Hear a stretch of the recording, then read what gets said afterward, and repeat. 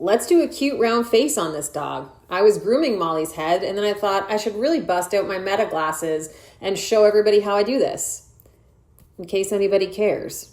First thing I always do is comb that visor hair all the way down over their eyes, and I'm always looking at it from the side. I clean up anything that's hanging out over the eye in kind of this half moon shape. You want to be able to see a hint of the eye from the sides of their heads. You don't want to be able to see the whole thing because then they end up looking like a balding man. And even though there are a lot of men that can rock a bald head, Molly's not one of them. After I have her visor trimmed in, I'm going to go ahead and fluff everything up with my finishing comb. I pull all that muzzle hair down and towards me. Then using my curved shears, I follow the shape of the jawline all the way towards the front of the ear. Then I'm going to flip that ear over, comb all of the hair over the ear canal, and anything that is hanging out over into the ear canal, I'm going to cut off. You can get rid of all of that bulk. All it's going to do is get matted. No one's going to see it anyways. And it's going to make your head trim look a lot cleaner. You're going to go ahead and do the exact same thing on the other side, using your curves, following the shape of the jawline all the way to the front of the ear. Notice how the tips of my shears are pointed towards the front of her ear. Also, when you're grooming, make sure you're using a decent scissoring or finishing spray. Using a spray cuts down on static. It's really going to help elevate your haircuts because it is pulling all of that hair up and helping it stay where it should be. So I'm going to give her a little mist. She gets a little itchy ear here. I don't know if a piece of hair fell into her ear or something, but I'm going to comb all of her hair up and out again. And now I can see that shape that I'm going for, and I'm just going to put the finish work on it. Now, when we say finish or finish work, that means you are just lightly dusting those little stray hairs off. She was getting a little weird here about her ear, so I investigated. She was totally fine. Not every dog can get this beautiful of a haircut. Molly has been coming every 2 weeks since she was a baby, and she's also just got really great hair. The next step I'm going to take is the top of the head.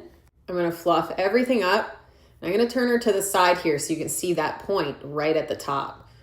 We don't want her to be bald, but we also don't want her looking like this.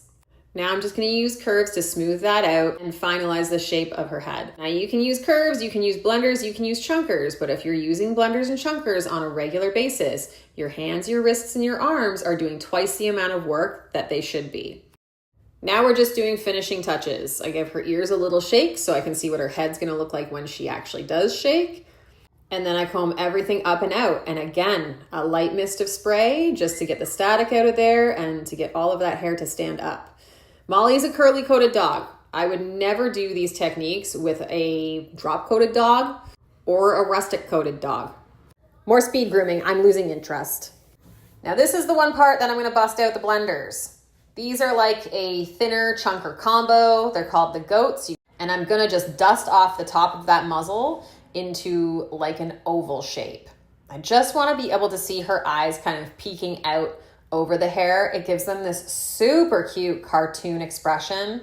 I just love it.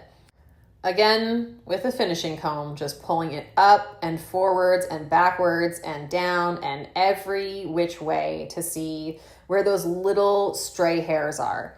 Or you could just immediately post a picture to Instagram because that's a great way to find the stray hairs you missed as well. Honestly, at this point, her face trim is done. I was just trying to make it perfect because I was making a video. Pet trims do not have to be perfect, but they gotta be nice. And by this point, she was looking really nice. So everything else that I do from here, honestly, is just extra. I did, however, leave her handle until last, so I had to go in there and tidy up her chin hairs. And I'm just rounding that into the shape of the rest of her face. A lot of other things go into having a nice haircut. Your prep work, the type of products you're using. But at the end of the day, as long as these pets are going home clean and comfortable, you've done your job. And she is clean and comfortable.